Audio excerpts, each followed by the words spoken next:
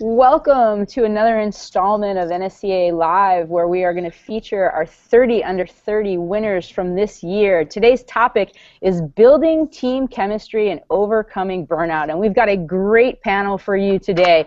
We've got assistant coach for the UCLA Bruins, national champions, Aline Hess. We've got Brandon Bianca, who's in his second season at Division III Case Western. And then we also have Jamie Hutchinson, who is the head coach at Otero Junior College. So we're going to talk to each one of them a little bit about where they are and how they got there, and then we're going to jump right into our topics. Once again, don't be afraid to, you can email questions or you can tweet a question with the hashtag @NSCAA. So let's start first with Aline Hess, who is the assistant at UCLA.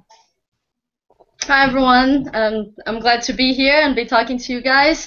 I am Brazilian, so I grew up, was born and raised in Brazil. That's where I played. I had my entire youth career was in Brazil.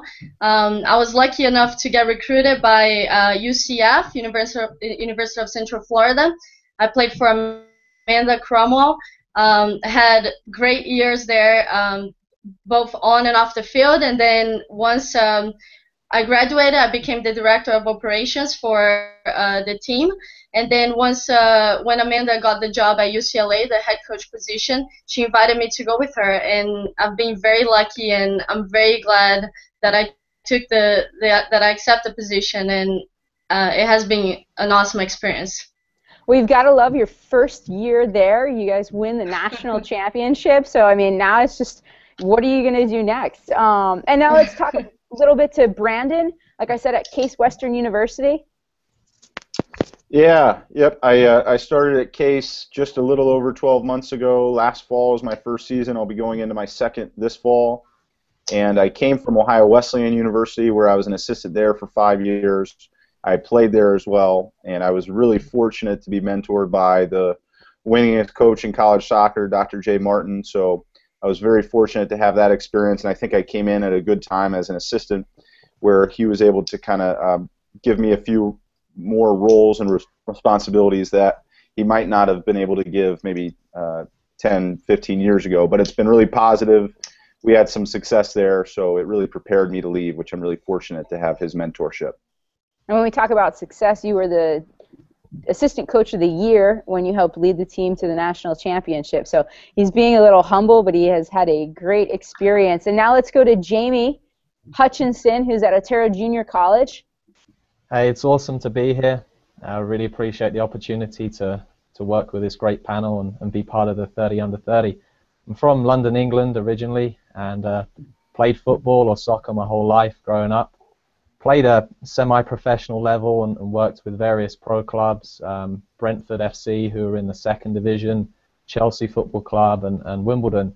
I came over to America to play at college when I was 21, 22, so a little bit later than most of the college players here. I played at Southwestern Christian, which is an NAIA school in Oklahoma. Had a great 3 years playing out here. Continued coaching at ODP, high school, club levels. And my first college job was in West Virginia. I was a D2 men's and women's assistant at Salem International University. And then I've now been in my current role at Otero Junior College as the women's coach, and for just starting our second year and really enjoying it. Okay. Terrific. Well, as you can see, we've got a wealth of information between three coaches, men's side, women's side, Division I, Division III, junior college. And now let's really address the question that we want to get at today, which is, you know, what do you do as a coach? What do you instill in your players that really brings them together and develops that team chemistry that we know is so important to going the distance? And we'll start with Brandon first. Talk a little bit about what he does at Case Western with his players. Yeah, for our program, certainly when we talk about team chemistry, I think the biggest thing is we want to be intentional about having good chemistry.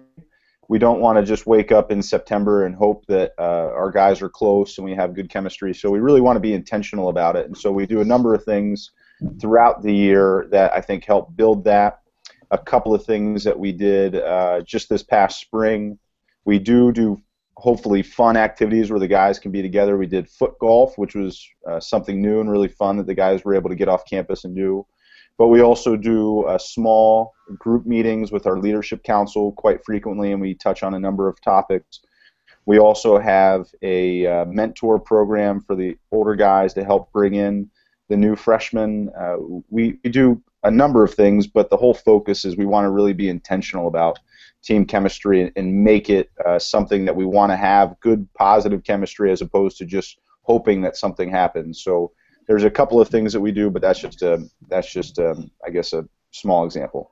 Okay, awesome. Jamie, if you want to piggyback off of him or anything you have to add with regards to team chemistry. Sure. So at the national junior college level, we're only allowed one, call it team bonding or team building activity a season. So what we do is we bring in a local expert. He's called Dennis Huff, and he works mainly with military and kind of SWAT teams. He designs all these kind of challenging activities for our players, and it gets them to think outside the box. And the interesting dynamic for us to witness is we see how do the players communicate to each other, who actually can step up and be a leader. We get to see listening skills, who can delegate, and it's really interesting because you get a kind of a snapshot of where the team is in terms of their chemistry and leadership, and we look to do this early on in the preseason. Okay, fantastic. Aline, what are the Bruins doing to build that national championship team chemistry? Well, to start off with, I love what Brendan said about being intentional about things. I feel like we, as coaches, we just hope sometimes that things, oh, the girls are going to have good chemistry or they're going to get along and things like that. And in fact, it all starts with us, right, and the environment that we create. And when we talk about, not a lot of teams are going to have the same resources and they're not very, very fortunate to go and do an activity, or they don't have the budget. Whatever it is, I feel like there are things that you can do. It doesn't necessarily need to be outside the field. It doesn't necessarily need to be, oh, we're going to go somewhere, take them to do something different. I feel like when you're talking about chemistry, it's any time that you are together. Like when you are, whether you're at practice, you are at the airport, whatever you're doing with your team, you need to be intentional about creating the type of environment that you want to create. And I think it starts with, when we talk about team cohesion and team chemistry, we talk a lot about, well, are they all bought in? Like, are they all in? Like, are they committed? And we talk about that, but sometimes, what is it? Like, what are they buying into?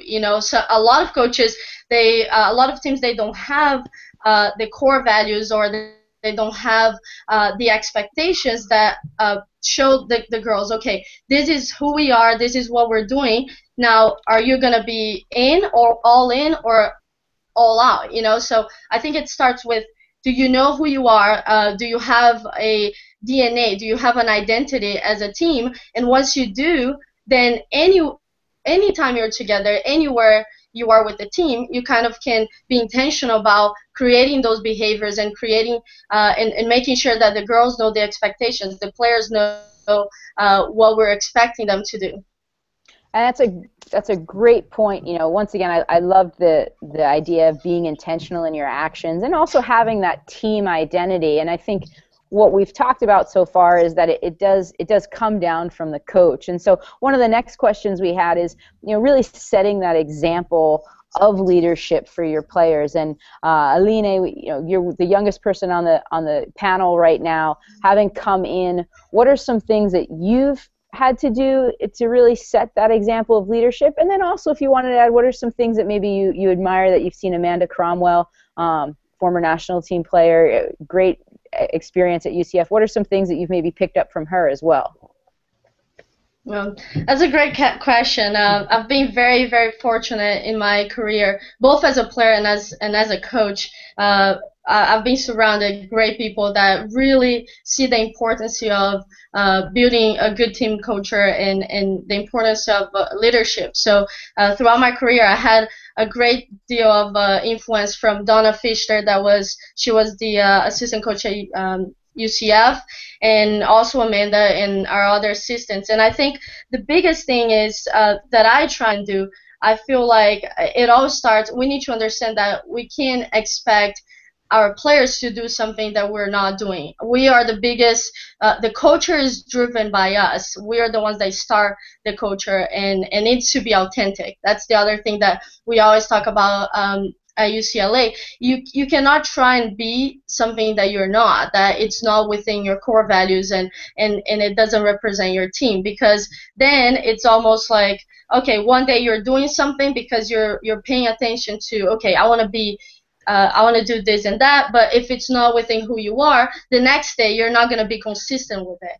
And so I think the biggest thing is the consistency. No matter what it is that makes you who you are, you got to bring it every single day, day in and day out. And I think one thing that I really admire in Amanda, that she has brought to the table, and she has made this team who we are. I think her ability to allow her players to be who they are, like to be the feeling of acceptance that we have at UCLA, it's like through the roof. It's what I love the most about our team.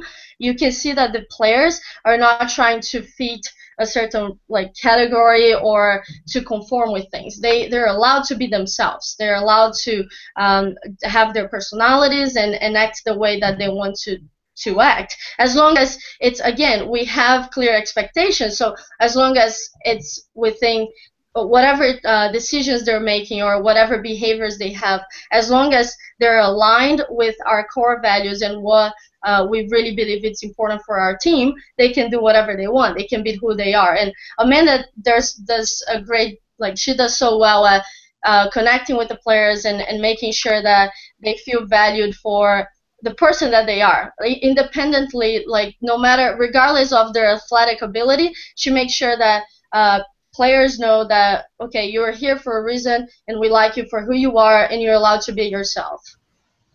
Excellent. Brandon, you've got a little different take working on the men's side, but once again, what are some of the things that you feel are important to building that leadership in those young men that you're helping to shape and work with? Yeah, so I think as the question talks about being a good example for leadership, I think is really, really important. One of the things that I took away from my former boss, Jay Martin, was just a lot of little stuff that I think goes a long way. For example, if he, and then this rubbed off on me, but if we asked a player to do something, we always said please, and when they did it, we always said thank you. And I think something like that goes a long way, and it really kind of fosters this environment of we're all in it together. You know, when our guys, when we have to move goals before training, I typically ask a couple of guys to help me move the goals with me. So I think those little things do go a long way, and I think they help everybody feel a little bit connected. And so I think if you can be selfless as a coach, you in turn hopefully create a group of leaders and teammates that are also selfless. Terrific comment. Jamie, I know you've worked on, we talked a little bit about building leadership in your team. What are some things that you do to really build that at the junior college level? Well, I think we have a different dynamic at the junior college level because we only have freshmen and sophomores. So whether our freshmen and sophomores like it, they have to be leaders. So it's kind of you hit the ground running, if you can look at it that way. And we have a big sister, little sister group, and I've copied this idea from other colleges, but basically we'll have one or two sophomores. They will be paired up with an incoming freshman. We try and do it with a similar type of personality, and the freshmen can go to their big sister or big sisters and find out how things are done in the program. So little questions that they probably don't want to bother the coach with, they can find out. We also want them to get together and connect on a off-the-field basis. So they have to invite each other for team meals, maybe go shopping together, whatever they want. But as long as there's some sort of a support system for our incoming players. And I wanted to add to Aline's point. I thought it was great what she mentioned. Your core values have to be consistent. What we try and do here at Aterra Junior College is we want the players to be the best people they can be. So we've designed a set of core values that we feel are as universal and objective as possible to help those players become the best people they can be. We used our leadership group of potential captains for this year to help design those, and we asked all the players what core values they thought were important to become, the best people they can be. And that's our framework, which we base our expectations off.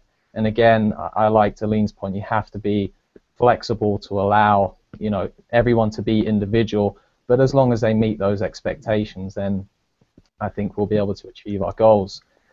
In terms of setting examples for the players to follow, if, for example, as coaches, we want the players to be, have patience and self-control with their emotions, if the referee gives a bad call or we make a bad play and the coaches are flipping out on the sidelines, that's not consistent. So that the coach has to lead by example at all times. The players are picking up unconsciously and consciously all of these behaviors you're doing. So it's vital the coach lives by the core values as well. And once again, another great point there that, players do pick up on. They're constantly learning. They're not just learning what you say, they're also learning what you do and how you act. And you see it a lot in the young kids' games. Coach gets irate, the players start to get irate. So we've talked a little bit about culture and building that team chemistry. And, each year you're bringing in, it could be 2 kids, it could be 10 or 12 kids. How do you work to really incorporate those freshmen? Jamie, you touched on it with the Big Sister program. Brandon, what are some of the things you do at Case Western to develop those freshmen into the team and get them into the fold? Yeah, so I think our recruiting cycle is slightly different than maybe certainly the Division I, where you can get somebody committed and done with very early on. It takes quite a while to go through the recruiting process for us, so we use that time to our advantage. We help build relationships with different people in our team. It could be relationships with similar intended majors, positions, area of the country, whatever it is. And so throughout the recruiting process, in addition to creating a relationship with that prospective student, we also begin to build a relationship with the current players. And so when they get here as freshmen, I think it helps with that transition a little bit. And so the transitions is slightly easier. We also have, similar to what Jamie was talking about, we do have a mentor program, so there is an older junior or senior assigned with that freshman. They know who that is in the summer, and so they begin to have a dialogue if they have questions about, who knows, a meal plan, that they have somebody that they can chat with. So there are things like that, but I think the biggest thing that we do to help the freshmen feel integrated is when we do our team values, when we set our goals and all those things, we make sure that the freshmen have a voice, and I think that's a big piece of the puzzle. Okay. Alina at UCLA? So I think one of the great things that we do at UCLA, not only to develop our freshmen and let them know who we are and what we're all about, but also to reinforce to the other players, because I mean, when you don't talk about it, when you just write in the piece of paper and then you leave it in your desk and no one is talking about it, like, the girls are not gonna act the way you want them to act. So we make sure that how are we gonna reinforce the behaviors and let them know this is how we should be acting, and those are our expectations. So what we do, we have a reward system that we call the stars and bars, and pretty much we kind of like got the idea from like the stickers on the football helmets, and when you do something good you get a sticker for it, and we brought this idea from UCF, and what it is there's some things, some of them are tangible, some of them are very objective. So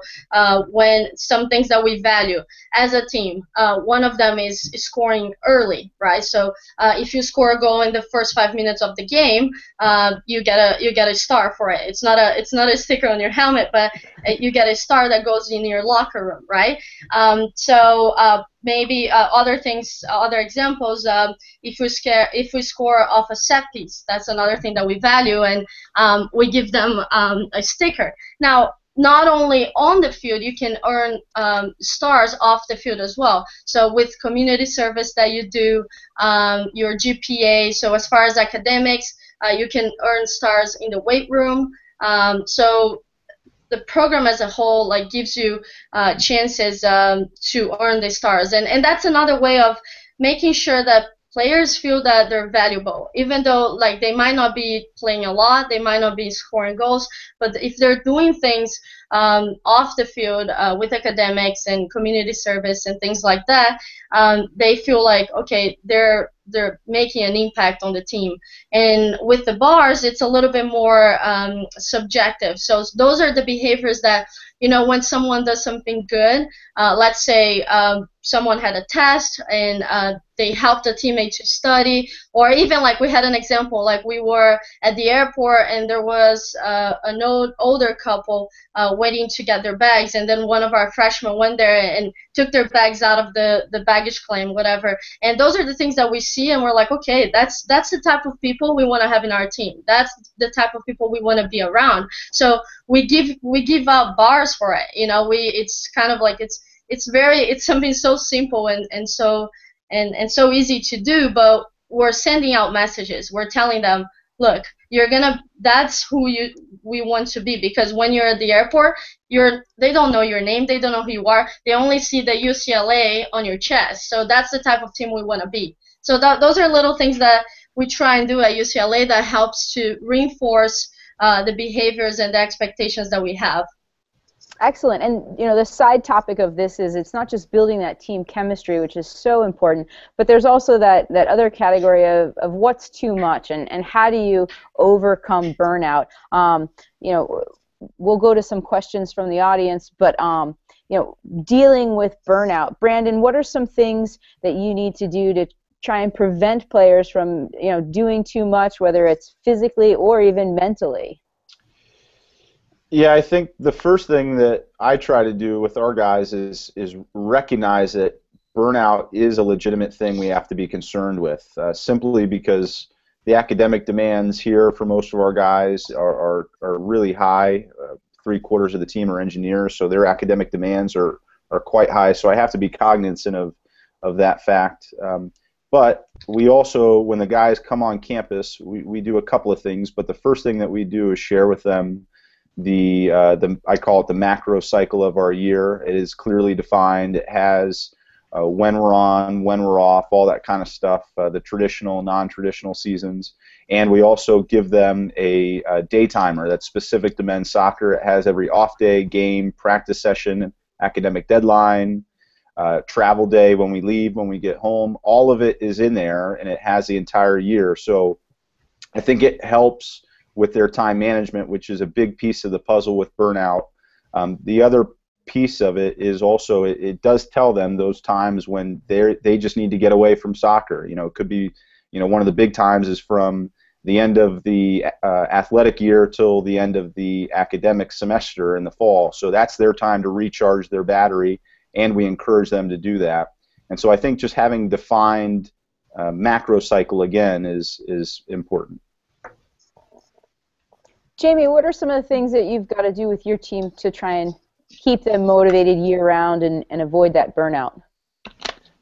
Yeah, I think it's a very interesting topic, and we try and pose our players different challenges throughout the year. So, for example, in the off-season, when the soccer focus may be more individual, you know, functional tactics, I think it's a great time for us to work on their leadership skills, and through that we basically challenge them to become better people. So if we know someone in our group has a very caring nature, we'll ask them to go out and use their strengths within our group, whether it's picking up players when they're feeling down or just being that support network. Everyone has various you know, strengths and weaknesses, and I think developing someone's ability from just being a caring person to actually being a caring leader and having them take more of a role in the team would be a challenge which could keep them motivated when maybe the soccer's not so intense. During the season, I think as much as possible, rest is what you need, and it's very hard to provide that. So we like to use maybe different games or activities that keep the players maintaining their fitness, but at the same time give them that mental rest so they can kind of come back to soccer after a day or two and feel hungry and ready to go again. And that kind of leads into a question we have from James, who asks, you know, he asked, do you give your players time off? But more specifically, when your season ends, I guess, what's the break period? When do you start back up? Let's talk with Aline first. When UCLA finished, which is the end of everybody's season, last game, what's the off season look like for you guys? So yeah, we give right away, right when we finish. All of the players were able to go home and of course go back to school, finish whatever they had to finish with school, and as far as academics goes, and then they were all able to go home and visit the family and everything. And then in the beginning so the rest of December they have off, and then coming back in the beginning of, well, actually late January, that's when we start off with the 8-hour week. So we're not like going into the field every day. We're not like practicing every day. It's we touch the ball. We have 2 hours of the week to be with them and practice with the ball. So we start very slowly. Like we make sure that the girls have that time for themselves. I think both of them touched on the topic, and burnout is a real deal. It's not something. It's there. It's real, and we need to pay attention to it. And I think not only the physical part of it, but more importantly, the mental part. The mental burnout, I think, is what we as coaches, as much as we want the players to be together and spend time together and bond and all of that, they need time. They need time for themselves. They need to sometimes, go hang out with other friends and go be with their families and not really be within the same group all the time. They need that time for themselves. And I think Amanda does a great job of recognizing when we need to give them an extra day off or allow them to go home and things like that. So, and as far as I think, like as coaches, again, I'm so big at the fact that we can be intentional about so many things. And one of the things is I feel like as coaches we can either accelerate or we can slow down the mental burnout, by making sure that you're creating a fun environment. And like you can make sure that practices, even though they need to be there and they need to work hard and everything, you can still have fun. You can still say a joke here and there. And I think with the staff that we have at UCLA, I think that was one of the biggest things that we talked about throughout season, how our girls were enjoying the season. Like they were happy to be there. They were happy to show up to practice. And it was a really fun season. I think that was one of the main reasons that we did so well. Terrific. Jamie, burnout at the junior college level, and I know it varies. What are some things that you look to do with your off season and try and keep those players mentally and physically engaged and at their best? Mm-hmm. So the players, it follows the NCAA season fairly closely, where we'll finish kind of November, should we make the national tournament, and then we'll give them some time to relax. They'll finish their schoolwork, again head home for about a month, Christmas break. We just recommend that they kind of keep fit. It's up to them though. We don't want them losing all the fitness they've built up. And then back in January we'll do weights 2 or 3 times a week in the gym with our strength conditioning coach. And then the girls play 5v5 indoor soccer just to keep things going. We're in Colorado, so it's a little bit cold January, February with the snow and whatnot. And then when it gets warmer in February, we start focusing on what the girls need individually, because during the season, our coaching curriculum tries to cover everything, a broad range of topics, so we're hitting all the areas. But again, I think in the spring, because the games aren't coming up so thick and fast, we can focus more on the individuals and group them together by maybe technical or tactical needs that they need to work on. We try and be more flexible in the spring, provide more time for academics, because being a junior college, we want them to get a good GPA, so when they go on to finish off their collegiate careers at the 4-year level, they can get some academic scholarships, which will definitely help fund the more expensive colleges. Well, we actually are out of time. This chat was an excellent chat, a lot of great tidbits. We've been tweeting some of the fun little facts that we've heard. I want to thank Alina Hess, who I hope I get your name right. She's coming in from Brazil, so if she's been a little spotty, it's because she's several thousand miles away. I'd like to thank Brandon Bianco, who's in his second season at Case Western, and also I'd like to thank Jamie Hutchinson, who's at Otero Junior College. The three of you gave incredible information for our listeners. If you had questions that didn't get answered, please feel free. You can tweet at NSCAA, or you can email us, and we'll make sure that the coaches were given your questions. I once again want to tell you to stay involved. If you're a member of the NSCAA, we have some incredible programs. Next week starts our European Champions League webinars, and then this summer it's the second annual Summer Symposium, July 31st through August 3rd. Down in Florida, where Aline is from. We've got a woman she mentioned, Donna Fisher, is going to be talking, along with Tony DeChico, Dr. Tiffany Jones. So a great lineup. Look into that. Check out the website, and we appreciate your time as coaches and also everyone that listened today. My name is Sari Rose. I'm the girls' youth rep on the NSCA board, and I appreciate you guys coming in. Thank you. Thank you. Thank you.